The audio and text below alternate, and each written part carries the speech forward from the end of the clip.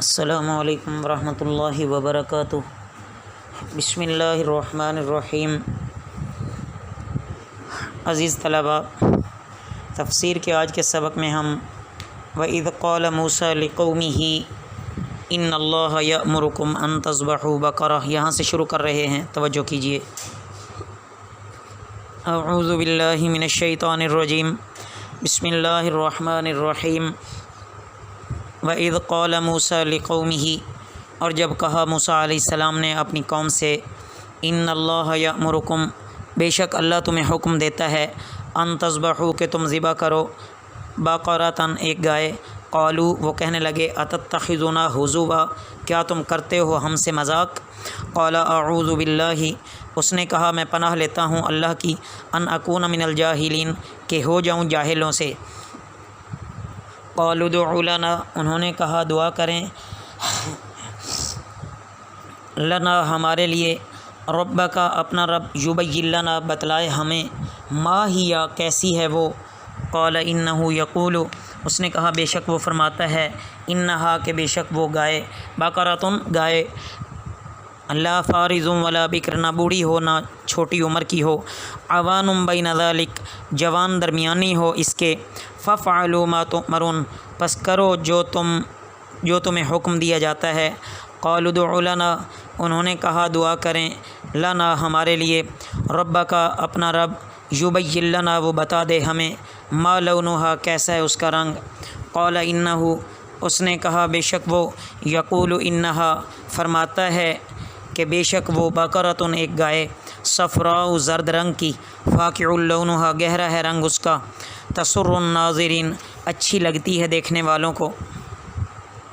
قالوا ادع لنا انہوں نے کہا دعا کریں، لنا ہمارے لیے، ربک اپنا رب، یبین لنا وہ بتا دے ہمیں، ما ہی وہ کیسی ہے، ان البقرہ بے شک گائے، تشابہ علینا اشتباہ ہو گیا ہم پر، وَإِنَّا إِن شاء اللہ اور بے شک ہم اگر چاہا اللہ نے، لمہتدون ضرور ہدایت پا لیں گے۔ قال انہ اس نے کہا بے شک وہ، یقول انہا فرماتا ہے کہ بے شک وہ، بقرۃ ایک گائے، لا ذلول نہ سدی ہوئی یعنی جس سے زمین جوتی ہو، تثیر الارض جوتتی زمین، ولا تسقی الحرث اور نہ پانی دیتی الحرث کھیتی کو یعنی راہٹ پر جسے چلاتے ہیں، مسلمۃ لا شیۃ فیہا بے عیب نہیں ہے کوئی داغ اس میں۔ قالوا الآن جئت بالحق وہ بولے اب تم لائے ٹھیک بات، فذبحوہا پھر انہوں نے ذبح کیا اس کو، وما کادوا یفعلون وہ لگتے نہ تھے کہ وہ کریں۔ ان آیات مبارکہ میں عزیز طلباء ہوا یہ کہ بنی اسرائیل میں ایک شخص بڑا مالدار تھا، اس کے صرف ایک لڑکی تھی اور ایک بھتیجا تھا، ان کے علاوہ اور کوئی وارث نہ تھا۔ بھتیجے کو خیال آیا میں اسے کیوں نہ مار ڈالوں تاکہ اس کی لڑکی سے نکاح بھی کر لوں گا اور قتل کی تہمت دوسروں پر رکھ کر دیت بھی وصول کر لوں گا، اور قتل کی تہمت دوسروں پر رکھ کر دیت بھی وصول ہو جائے گی اور مقتول کے مال کا مالک بھی بن جاؤں گا۔ ایک دن موقع پا کر اس نے اپنے چچا کو قتل کر ڈالا اور لاش کو گاؤں سے باہر نکال کر دوسرے گاؤں میں ڈال دی، اور صبح کو خود اس کے خون کا مدعی اور دوسرے گاؤں کے آدمیوں پر قتل کا الزام لگا دیا۔ اس گاؤں کے آدمیوں نے انکار کیا، نوبت یہاں تک پہنچی کہ دونوں گاؤں والے لڑنے کے لیے تیار ہو گئے۔ آخر کچھ سمجھدار لوگ بھی تھے، انہوں نے کہا لڑائی کیوں کرتے ہو، اللہ کے پیغمبر موسیٰ علیہ السلام کے پاس چلیں، وہ ہم میں موجود ہیں، ان سے چل کر پوچھ لیتے ہیں، وہ جس شخص کا نام بتا دیں گے وہی قاتل ہوگا۔ حضرت موسیٰ علیہ السلام کے پاس آئے، انہوں نے اللہ سے دعا کی اور اللہ کا حکم ہوا کہ ایک گائے کو ذبح کر کے اس کے گوشت کا ایک ٹکڑا مقتول کی لاش پر رکھو۔ موسیٰ علیہ السلام نے یہ حکم سنایا قوم کو تو وہ مذاق کرنے لگی اور بدتمیزی کرنے لگی۔ بہرحال انہوں نے تفصیل پوچھنے شروع کر دی، وہ گائے کیسی ہونی چاہیے، اس کا رنگ کیسا ہونا چاہیے وغیرہ۔ تو حضرت موسیٰ علیہ السلام نے واضح طور پر فرما دیا، اللہ کی طرف سے پھر مزید ان کے لیے مشکلات آنی شروع ہو گئیں، نہ بوڑھی ہو نہ جوان ہو بلکہ درمیانی ہو، نہ بوڑھی ہو نہ بالکل چھوٹی عمر کی ہو بلکہ درمیانی ہو، اس سے کھیتی باڑی کے لیے اسے نہ جوتا گیا ہو راہٹ وغیرہ اس سے نہ چلایا گیا ہو، دیکھنے والوں کو وہ خوبصورت لگے، تو ہر طرح سے وہ بے عیب ہو۔ ادھر بنی اسرائیل میں ایک نیک اور خدا ترس آدمی تھا، اور اس کی بیوی بھی ایسی ہی تھی کہ ان کے پاس ایک اس طرح کی بچڑی تھی، ان کا ایک ہی بچہ تھا۔ اور ادھر اس نیک آدمی کے انتقال کا وقت آ گیا، مرتے وقت اس شخص نے اپنی بیوی کے مشورے سے اس جو ان کے پاس بچیا تھی اس کو اس نے جنگل میں چھڑوا دیا اور اللہ تعالیٰ کی امانت میں دے دیا، اور بارگاہ الہی سے دعا کی کہ الہی اس بچیا کو میں تیری امانت میں کرتا ہوں اپنے چھوٹے بچے کے لیے۔ اس کے بعد اس شخص کا انتقال ہو گیا۔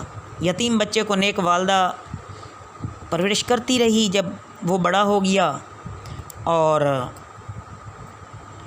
والدہ نے کہا کہ بیٹا فلاں جنگل میں ایک بچیا تمہارے باپ نے اللہ کی امانت میں سپرد کی تھی تمہارے لیے، جا کر اس کو لے آؤ۔